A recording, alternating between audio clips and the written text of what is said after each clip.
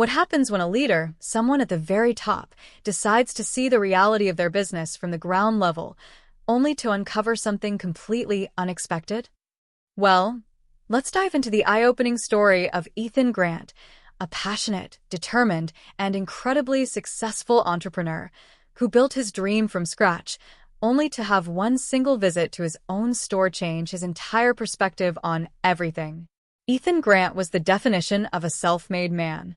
Born and raised in a modest household, he understood the value of hard work from a young age.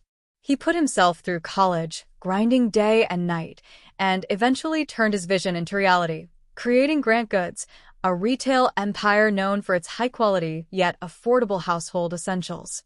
His brand slogan, "Made for You," wasn't just a marketing phrase. It resonated deeply with families across the country. What began as a single, humble store in a small town soon flourished into a nationwide chain with hundreds of locations. But as the business grew and success poured in, something unsettling crept into Ethan's mind. He felt increasingly disconnected from the everyday workings of his stores. Reports from his executives painted a picture of smooth operations and rising profits, but deep down, he couldn't shake the feeling that something wasn't quite right. Numbers and reports? They didn't always tell the whole story. Then, one morning, he woke up with a decision. He needed to see things for himself. No formal visits, no warnings, no corporate presence. Just him, stepping into the world he built, as an ordinary customer. He ditched his usual tailored suit for a simple pair of jeans and a plain jacket, blending in with the everyday shoppers. His destination? Store number 213, a busy retail location in a bustling suburban area, far away from the polished floors of corporate headquarters. The moment he stepped inside, the aroma of freshly brewed coffee from the small cafe in the corner greeted him, filling the air with warmth. The shelves? Fully stocked. The aisles? Clean and well-organized. At first glance, everything seemed picture-perfect, and for a brief moment, Ethan felt a surge of pride. But he reminded himself he wasn't here to admire. He was here to observe. As he casually strolled through the aisles, he picked up a few items: a sleek kitchen knife set, a plush set of towels, and a pack of energy-efficient light bulbs. But then, something strange caught his attention. The customer service counter, a crucial point of assistance that should always have a welcoming staff member ready to help. Completely empty. Instead, a small line had formed, 3 customers, shifting restlessly, their patience visibly thinning. Ethan, curious to see how things played out, quietly joined the line. Minutes passed and still no one appeared. Then finally, a young employee, Derek, lazily shuffled in behind the counter. But instead of offering a warm greeting or an apology for the wait, he simply leaned against the counter, let out a sigh, and muttered, "What do you want?" His tone dripping with boredom and annoyance. Ethan watched in disbelief. A customer stepped forward, explaining they needed to return a faulty blinker.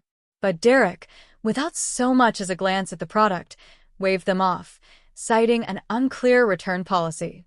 Another shopper politely asked for directions to a specific product. Derek, barely lifting his eyes from his phone, gave a vague gesture toward the back of the store before going right back to scrolling. Then it was Ethan's turn.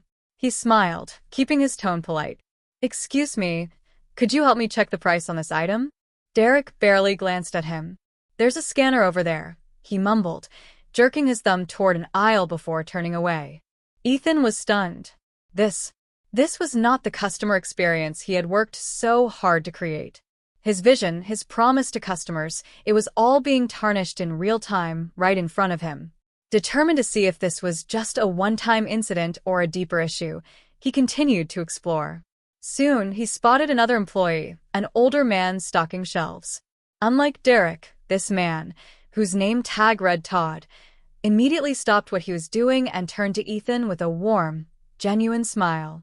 "Good afternoon. How can I help you today?" Todd asked, his voice carrying an energy that was both welcoming and sincere.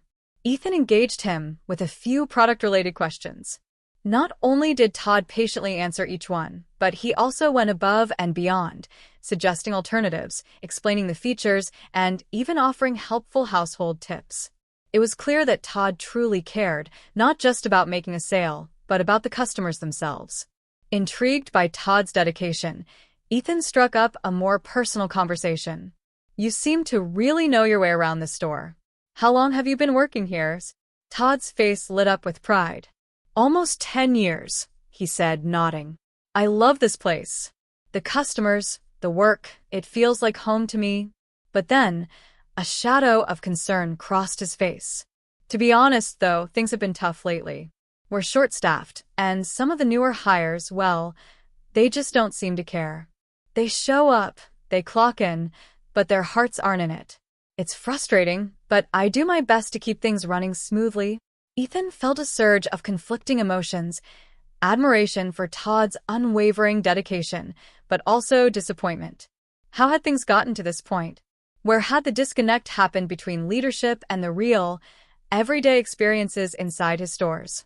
And in that moment, he knew change was necessary. He had seen the truth, and now he couldn't ignore it.